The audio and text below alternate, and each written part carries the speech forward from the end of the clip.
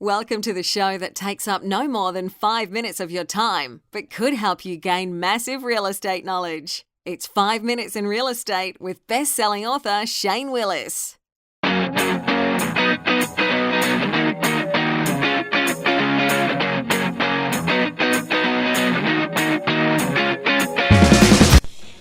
Hello, it's Shane Willis, the Pensacola real estate expert, bringing you today's episode.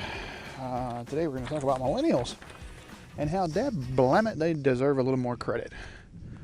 I'm going to take another walk. Yesterday, if you guys were listening, you know that I did a 10K, ran a 10K, and boy, let me tell you, today I am feeling it. My knees, my calves, for all you athletes out there, man. It seems like it's been a while since I ran a 10K. Well, I guess I ran one last week. That would be a little bit. I guess I did run one last week, but this week, for some reason, I can tell I'm not 20 years old anymore. I'm feeling it today. I know I was supposed to get up and go to CrossFit this morning, and boy, I had to just do some stretching because, man. Anyways, you guys did not tune into this episode to listen to my woes. You did, however, tune in to listen to kind of what I was thinking of today, and today I saw a report. Got some stuff in and kind of agree with it. Millennials are getting a bad rap, and I think they do it to themselves, and I think we do it to them. So I was glad to see a report that came out from Bank of America. It says it's the Better Money Habits Millennial Report. For those of you who are getting the tips and tricks and all the reports, you'll actually get this. If you're not, get over to 5minutesinrealestate.com and get subscribed. Like, pause the podcast. I'll wait.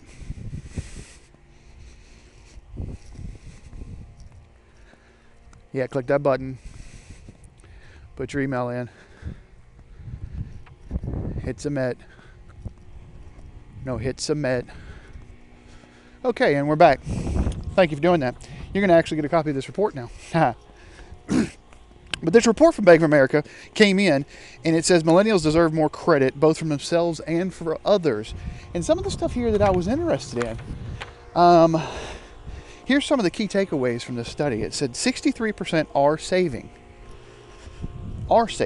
with 47% of the millennial generation having more than $1,500 in savings, which is nice because there's a majority of Americans that have trouble getting, if they had an emergency and needed $1,000, most of them would have to go to credit cards. Most of them do not have that saved. So the fact they've got more than $15,000 or more in savings, 47% of them have more than $15,000 in savings. That's huge. 54% of millennials are budgeting. And it says 73% of the ones who have budgets stick to it every month. Okay, so that means it's a little more financial habits, good habits. I know that there's a lot of non-millennials that hate budgets and won't stick to a budget. 57% of millennials have a savings goal, and 67% of the ones that have the goal actually stick to it. So over half of them stick to it, which is interesting because tomorrow is February. We're talking about goals and sticking to them.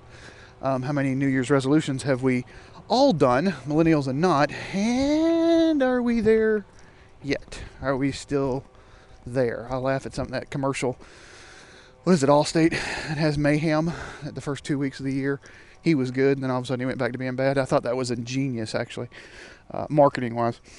Let's get back to this. I'm getting sideswiped today, maybe because I didn't work out. 46% have asked for a raise in the past 2 years. So 46% of millennials have asked for a raise, and out of those people that have asked for a raise, 80% of them got it.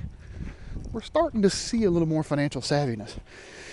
59% feel financially secure. That's always been a little debatable, just from a younger generation. Forget it being millennials. I know when I was at the millennials age, I did not feel financially secure at all. And I have, children that are in that age. My son's 20 years old, and I know when I was 20 years old, I did not feel financially secure. I was very happy that Uncle Sam was stroking me a check twice a month. The fact I was living in South Korea was a little irrelevant. Anyways, here's the thing. What does all this have to do with real estate, Shane? Well, if you listen to the last couple episodes, you've heard me talk about the shortage in properties. And this is how this all ties in. So they have got goals and they're actually starting to buy. Millennials are starting to buy, and we've got to give them credit for that. But here's one of Realtor.com's chief economists.